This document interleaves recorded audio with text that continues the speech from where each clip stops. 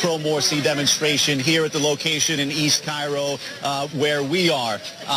This has just been an incredibly awful day. It's difficult to describe the despair, the outrage, the grief, and the bloodshed. I personally have never witnessed anything like this before. Let's describe to you where we are.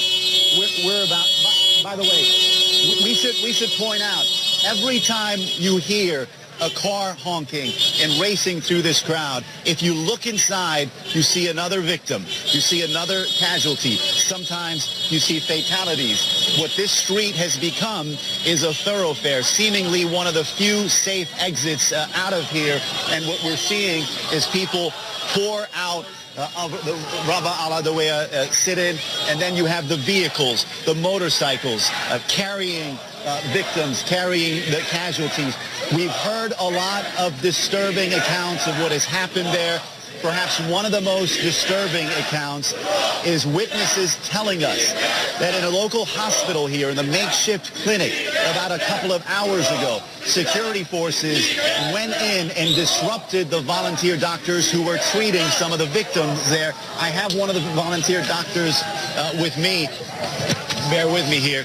Now, you were at Rabaa Hospital, which is just a few blocks away from here. Yes. You were volunteering, treating the patients, and then what happened?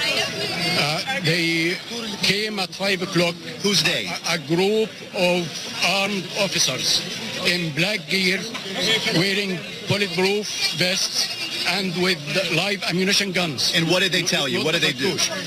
They gave us, and everybody in the hospital, they gave us a 5-minute notice to clear the whole hostel. A 7-story hostel full of injured people and very serious cases. And just to be clear, you were treating seriously injured patients? Yes. And I was treating people with abdominal injuries, chest injuries, and head injuries. What kind of injuries? What kind of injuries are we talking about? Bullet wounds? What are we talking about? Bullet wounds and the khartouche, the pellet wound. The bird shot. So what did you tell them? Admitted a few cases with their brains completely outside their I understand. Did you ask these security officers to allow you to continue to treat these patients? I did. What did they say? Said to their commander, I said to their commander, to the commanding officer, I looked to him with tears in my eyes and said, do you expect me as a doctor to leave the injured people on the floor? And what did he tell you? Bleeding to death. He said, it's none of your business, and pushed me with his gun.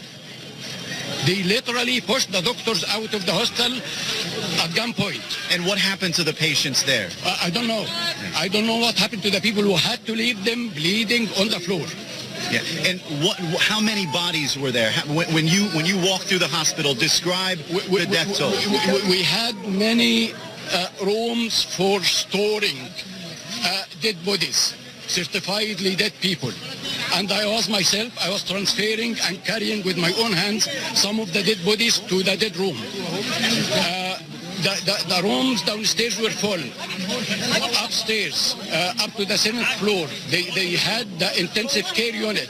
They estimate that at least 3,500 people were killed and admitted and certified dead inside Rabaa Hospital. Okay, thank you, Doctor. It's important to point out that there's a lot of numbers going around, staggering death tolls, and it's impossible to verify which death tolls are accurate. But again, the latest information, it looks like security forces, according to witness accounts, have cleared out the Rabaa sit-in and thousands of people heading out.